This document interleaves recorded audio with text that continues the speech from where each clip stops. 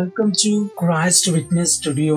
Praise the Lord, hallelujah. ప్రభువైన యేసుక్రీస్తు అతి శ్రేష్ఠ నామంలో మీ అందరికీ ప్రభు పేరిట వందనాలు తెలియజేస్తున్నాను. నేటి వీడియోలో మరో అద్భుతమైన మిషనరీ బయోగ్రఫీతో మీ ముందుకు వచ్చాం. డియర్ ఫ్రెండ్స్, దేవుడు తన సేవ చేయడానికి మనుషుల్ని ఎన్నుకునేటప్పుడు వారి రంగు, రూపం, ఎత్తు, చదువు, ఆస్తుపాస్తులు వంటివి అస్సలు చూడడు. గొలియాతును చంపడానికి ఆయన చిన్నవాడైన దావీదును ఎన్నుకున్నాడు. తనను చూడ్డానికి ఎందరో వచ్చిన చెట్టెక్కిన పొట్టివాడు జక్కయ్యను దేవుడు దగ్గరకు పిలిచాడు. శాస్త్రులు, పరిసయ్యులు, సద్దుకయ్యులు అంటూ ఎందరో తన చుట్టూ ఉన్న చేపలు పట్టేవారిని, సుంకర్లనే దేవుడు శిష్యులుగా ఎన్నుకున్నాడు. అలాగే గొప్పవారు, బలవంతులు, విద్యావంతులు ఎందరో ఉన్న తనను గాఢంగా ప్రేమించే ఒక చిన్న స్త్రీని చైనాకు మిషనరీగా దేవుడు ఎన్నుకున్నాడు. ఆమె ఆకారం చిన్నదే కావచ్చు, కానీ తాను నమ్ముకున్న దేవుడు మాత్రం చాలా గొప్పవాడు. ఆమెనే గ్లాడిస్ ఎల్వర్డ్.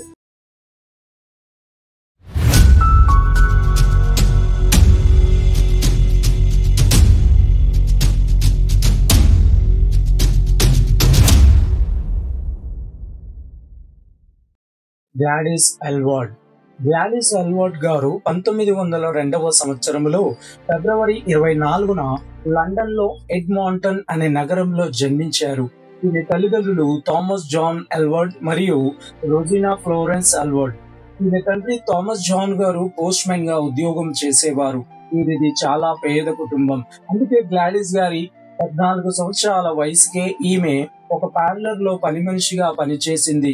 అలాగే గ్లాడిస్ గారికి డాన్స్ చేయడం అంటే చాలా ఇష్టం. అందుకే ఎప్పుడు స్నేహితులతో థియేటర్ కు వెళ్తూ డాన్స్ చేసేది. ఇలా ఒకసారి తన పని పూర్తవగానే తన స్నేహితులతో కలిసి ఒక థియేటర్ కు వెళ్తుండగా అప్పుడు ఒక్కసారిగా వచ్చిన ఒక గుంపు వీరిని తోసుకుంటూ వెళ్లిపోయారు. ఆ రద్దీలో సాధారణంగానే చాలా తక్కువ ఎత్తు ఉండే గ్లాడిస్ గారు వారిలో కలిసిపోయి బలవంతంగానే ఒక చర్చిలోకి వెళ్లిపోయారు. అప్పుడు ఆ చర్చిలో చివరి వరుసలో మధ్యలో ఉన్న గ్లాడిస్ గారు బయటికి వెళ్లిపోదాం అనుకున్న తనకు చుట్టుపక్కల ఉన్న వారికి జరగమని చెప్పడానికి మోమాట పడి అక్కడే కూర్చుని ఉండిపోయారు. సరిగ్గా అప్పుడే ఆరాధన ప్రారంభమైంది. అప్పుడు అక్కడ పాస్టర్ గారు వాక్యం చెప్పడం ప్రారంభించారు. యేసుక్రీస్తు ప్రభు శిలువ యాగం గురించి ఆయన వివరించారు. అప్పుడు ఇది విన్న గ్లాడిస్ గారు చలించిపోయారు.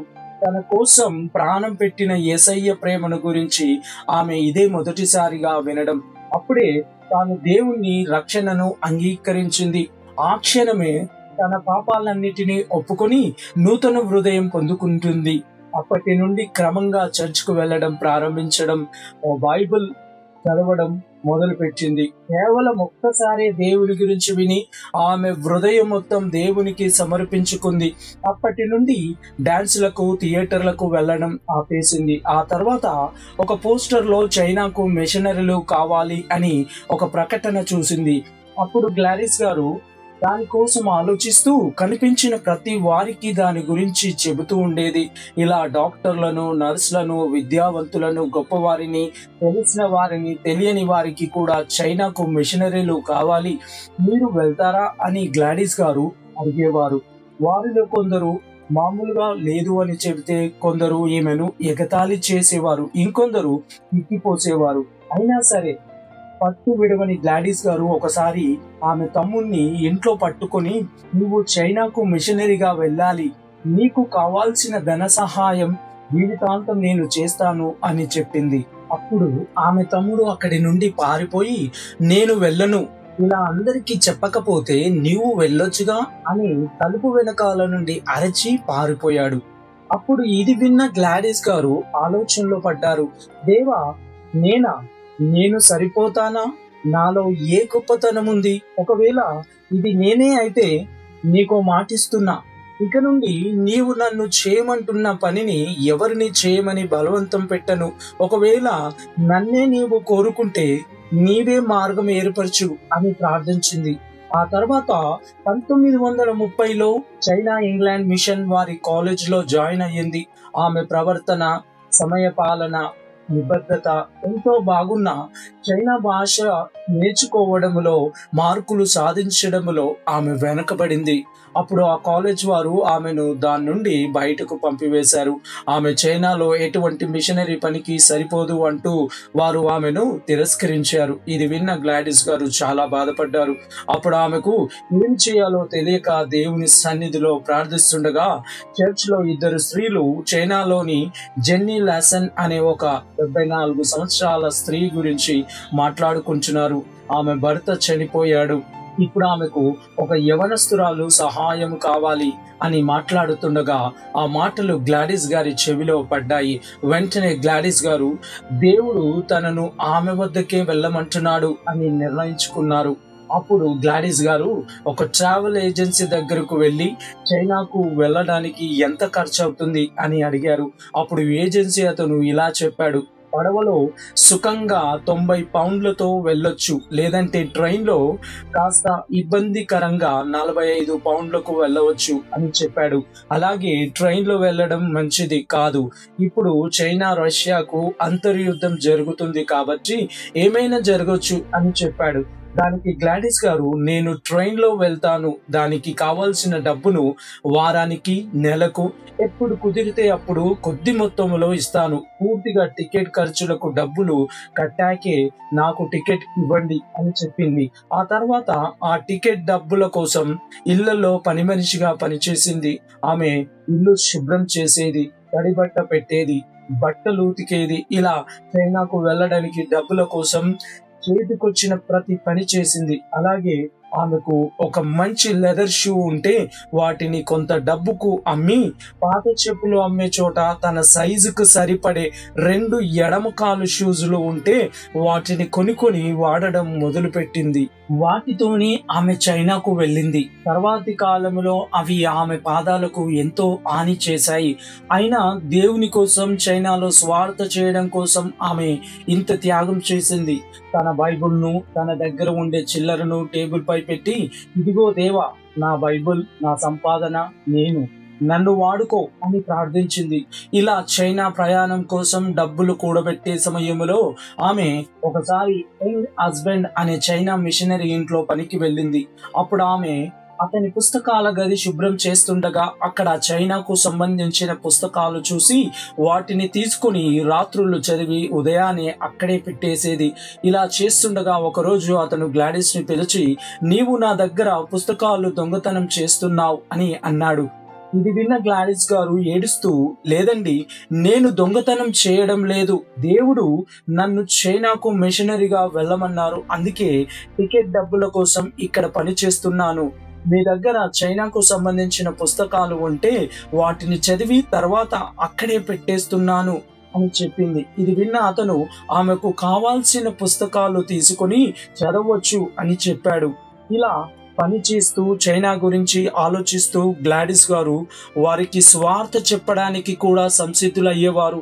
లండన్లోని పార్కులకు వెళ్ళి ఒక రాయిపై నిల్చొని నడుస్తూ వెళ్తున్న వారికి గ్లాడిస్ గారు స్వార్థ బోధించేది. వారు తిడుతున్నా, ఏలన చేసినా అలాగే బోధించేది. ఇలా తనను తాను పూర్తిగా చైనా మిషనరీగా మలుచుకుంది. వేరొకరి సహాయం లేకుండానే తానే బైబుల్ పదే పదే చదువుతూ వాక్యాలు నేర్చుకునేది. ఇలా చివరికి ఆమెకు చైనాకు వెళ్ళడానికి టికెట్ లభించింది. గ్లాడిస్ గారు తన తల్లిదండ్రులకు, బంధువులకు వేడుకలు పలికి తాను తిరిగి తన స్వగ్రామానికి తిరిగి రాలేను అనుకునే ఆనందముతో దేవుని స్వార్థ చేయడానికి చైనాకు బయలుదేరింది. ఆ ట్రైన్లో గ్లాడిస్ గారికి ఎదురుగా ఒక రష్యన్ దంపతులు కూర్చున్నారు. వారు గ్లాడిస్ గారు చైనాకు మిషనరీగా వెళ్తున్నారని తెలుసుకొని ఎంతో ఆనందించి ఆమెతో వారి ప్రతి కుటుంబ ప్రార్థనలో జీవితాంతం వరకు ఆమె గురించి ప్రార్థిస్తాం అని తీర్మానించుకున్నారు. ఆ తర్వాత వారు ట్రైన్ దిగుతూ గ్లాడిస్ కు ఒక స్కార్ఫ్ అండ్ బైబుల్, ఒక రష్యన్ పౌండ్ ఇచ్చారు. నిజానికి ఆ డబ్బులు ఎందుకు ఉపయోగపడుతుందో గ్లాడిస్ కు తెలియదు. కానీ దేవునికి ఆమె ప్రతి అవసరం తెలుసు. ముందుగా అనుకున్నట్టే రష్యా చైనా అంతర్యుద్ధం కారణంగా ట్రైన్ సెంట్రల్ సైబీరియాలో ఆగిపోయింది. అక్కడ రష్యన్ సైనికులు గ్లాడిస్ ను పట్టుకున్నారు. వారికి ఇంగ్లీష్ రాని కారణంతో ఈమెను మిషనరీ కాకుండా మిషనిస్ట్ అనుకొని చైనాతో యుద్ధానికి ఆయుధాలు ఉపయోగించడానికి తమకు సహాయం చేయమని ఆమెను బంధించారు. అయితే దేవుని కృపతో ఒక రష్యన్ యువతి వారి నుండి తప్పించుకోవడానికి గ్లాడిస్ కు సహాయం చేసింది. అయితే దగ్గరలో పడవ ఎక్కే లోపే గ్లాడిస్ ను ఇద్దరు రష్యన్ సైనికులు పట్టుకున్నారు. అప్పుడు వెంటనే దేవునికి ప్రార్థించిన గ్లాడిస్ కు రష్యన్ దంపతులు ఇచ్చిన డబ్బులు గుర్తొచ్చి వాటిని వారికి ఇవ్వగా వారు ఆమెను వదిలేశారు. ఈ విధంగా వారి నుండి తప్పించుకొని పడవ ఎక్కిన గ్లాడిస్ గారికి ఆ పడవ కెప్టెన్ జపానీస్ వ్యక్తి ఇంకో పిడుగులాంటి మాట చెప్పాడు. నీవు ఇప్పుడు నా బందీ అన్నాడు. అయితే అతను మంచివాడు, ఆమెను అక్కడి నుండి తప్పించడానికి అలా అన్నాడు. ఇదే లీగల్ గా సరైన పద్ధతి, లేదంటే రష్యన్ సైనికులు ఆమెను వదలరు. ఇలా అతను సురక్షితంగా ఆమెను జపాన్ లో దింపివేశాడు. ఆ తర్వాత గ్లాడిస్ గారు అక్కడి నుండి చైనాకు వచ్చారు. చైనాలో జెన్నీ లెసన్ ను కలుసుకోవడానికి దాదాపు ఆమె భూభాగంలో సగం దూరం చుట్టూ వచ్చింది. ఇప్పుడు ఆమె ఎంతో ఉత్సాహంగా దేవుని స్వార్థ చేద్దాం అనుకుంటే జెన్నీ గారు ఒక సత్రం ఏర్పాటు చేద్దాం అని చెప్పారు. ఇది గ్లాడిస్ గారికి అసలు అర్థం కాలేదు. నేను చైనాలో స్వార్థ చేయడానికి వచ్చాను, భూభాగంలో సగం దూరం ప్రయాణం చేసి వచ్చాను, అలాంటిది ఇక్కడ సత్రం ఏర్పాటు చేసి ఏం చేయాలి అని అడిగింది. అప్పుడు జెన్నీ గారు చైనాలో ప్రజలు స్వార్థను వినరని, అదే సత్రం పెడితే ఇక్కడకు వచ్చిన వారికి దేవుని గురించి కథలు చెబుతూ స్వార్థ చేయవచ్చని ఆమె చెప్పింది. నిజానికి సత్రం నడపడం చాలా కష్టమైన పని. అయినా ఆ పని తనకు రాకపోయినా దేవుని కోసం గ్లాడిస్ గారు ప్రతి పని చేసేది. ఇలా ప్రజలు దేవుని గురించి తెలుసుకోవడం ప్రారంభించాక ఒకరోజు జెన్నీ గారు ప్రభువులో నిద్రించారు. ఆ సమయంలో గ్లాడిస్ గారికి ఏం చెయ్యాలో తోచలేదు. ఒంటరిగా ఉన్న ఈ సమయంలో దేవునికి ప్రార్థించగా ఆయన అద్భుతంగా ఒక ద్వారం తెరిచాడు. చైనాలో యాంగ్చాంగ్ అనే ప్రాంతంలో ఉంటున్న గ్లాడిస్ ను ఆ ప్రాంత అధికారి మ్యాండరిన్ ఒకరోజు కలవడానికి వచ్చాడు. చైనాలో లోటస్ ఫీట్ అనే ఒక ఆచారం ఉండేది. దానిలో భాగంగా వారి కాళ్ళు చాలా చిన్నదిగా ఉంచే విధంగా స్త్రీలలో చిన్నపిల్లలకు కాలిని గట్టిగా కట్టి ఉంచుతారు. దీని వలన పాదాలు వంగిపోయేవి. అయితే రాజు ఆ సంస్కృతిని నిషేధించాడు. దీని గురించి ప్రజలకు చెప్పడానికి గ్లాడిస్ ను అతను అడిగాడు. అయితే దీనికి మొదటగా ఆలోచించిన గ్లాడిస్ తాను స్వార్థ చెప్పడానికి ఏ ఆటంకము లేకపోతే దీనికి తాను సిద్ధమని చెప్పగా ఆ మాండరిన్ సరే అన్నాడు. ఇలా ఏ అర్హత లేకున్నా కేవలం తన పాదాలు పెద్దగా ఉండడంతో ఆమె మంచి జీతంతో ఫుడ్ ఇన్స్పెక్టర్ గా నియమింపబడి గ్రామంలో తిరుగుతూ స్వార్థ చేస్తూ ఈ సంస్కృతిని విడాలని చెబుతుండేది. దీని విన్న చాలా మంది గ్రామస్తులు మార్పు చెంది ఆ సంస్కృతిని వీడారు. అంతేకాదు చాలా మంది తమ విగ్రహాలను కాల్చివేసి క్రీస్తును రక్షకుడిగా అంగీకరించారు. ఆమె వచ్చిన కొత్తలో ఆ ప్రజలు ఆమెను విదేశీ దెయ్యం అని పిలిచేవారు.